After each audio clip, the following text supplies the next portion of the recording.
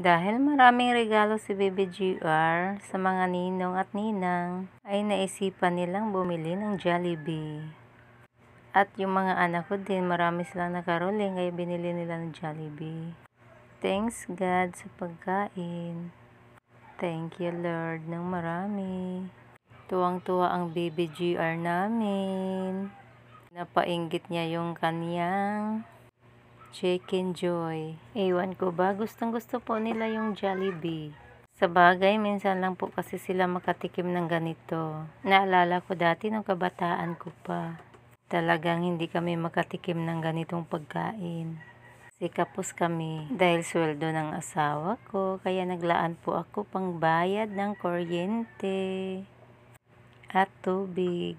Dahil mahirap maputulan ng kuryente at tubig. Yun talagang importante. Okay lang maputulan ng mga wifi or cable. Basta wag lang maputulan ng tubig at kuryente. Bayad-bayad time. Okay lang walang handa sa New Year. Basta makabayad lang po ng kuryente at tubig. Dahil 2 buwan na po hindi kami nakabayad ng tubig at kuryente. Kaya bayad-bayad time. Hindi pa pala nagugutom si Baby Rickson. At yung sugar daddy namin, ayun kumakain na po siya. Dahil tapos na po siya magluto ng aming almusal. Kaya mauna na lang siyang kumain kasi may trabaho pa po siya. Habang niloloto ko pa dito yung talbos. Kaya mauna na lang silang kumain. Kasi gusto ko kasi yung talbos at gulay.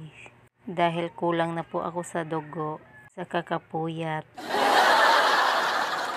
Papatawa na naman ang lola nyo. Ang corny talaga. Ayaw ko na nga magpatawa. Thank you for watching. God bless po sa ating lahat. Lapit na naman natin salubungin ang bagong taon. At malapit na magtatapos ang 2023 at panibago na namang taon. Napakabilis ng panahon. Parang kailan lang ang New Year. Ngayon mag-New Year na naman. Thank you Lord sa blessing. Yung magandang kalusugan ay sapat na po yun.